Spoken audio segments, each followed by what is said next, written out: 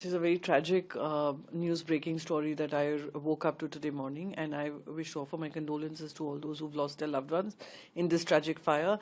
And yet again, it is a reminder that as far as our governments are concerned, when we are attracting tourists to, and Goa is one of the most popular tourist hubs, we also have a responsibility to ensure their safety whenever they step out of their homes. What has happened is extremely saddening, and this should initiate a safety audit and safety checks, and coming down and cracking down on all those who are flouting these norms. Not just in Goa, but across the country, this should be raise an alarm that when people come into restaurants or nightclubs, they come with the hope that everything is there are checks and balances in place and licenses are not being flouted. And there should be severe punishment to those who flout these norms, not just in terms of fines, but also in terms of revoking licenses and shutting down those businesses which don't toe the safety standards. Extremely unfortunate, and I wish the state government would do everything in its control to be able to help those victims who have lost their lives and the families of those who've lost their loved ones in this tragic fire.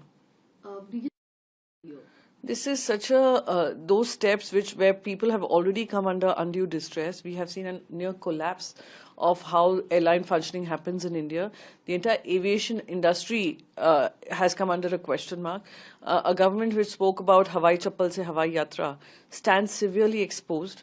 All newspapers are reporting how Indigo not just flouted the new norms that were put in place, but were not even implementing it and were not even reporting to the DGCA. I want to ask the DGCA, why was it that y'all didn't come down heavily on Indigo when they were not reporting on what they were doing to transition to new norms?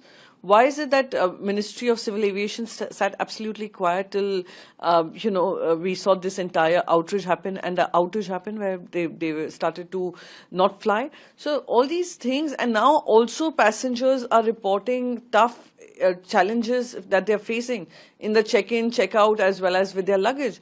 Who is responsible for it? In any government across the world which believes in accountability, heads would have rolled, resignations would have been sought. But it is only in India, ever since 2014, that nobody resigns for incompetence, nobody resigns for accountability, nobody resigns for transparency. So this clearly shows that they will now keep talking about, oh, we've asked for a show cause notice, oh, we are putting up an investigation team, we are putting up a crack team. Why all of this only when outrage happens and when things go out of hand? Why were we not better prepared? And there are clear indications that they have arm-twisted you to roll back on norms that would ensure crew safety, pilot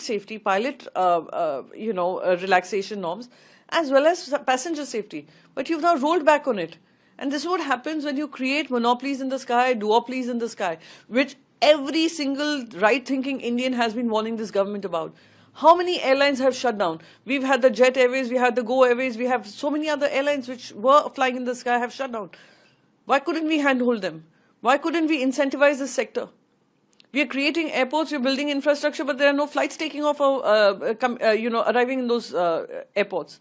So again, it is unfortunate, and heads should roll, resignation should be sought, and government which believes that it is accountable to the people should show some decisive action rather than these band-aid measures of, oh look, we are putting up a crack team, we are putting notification, etc. It's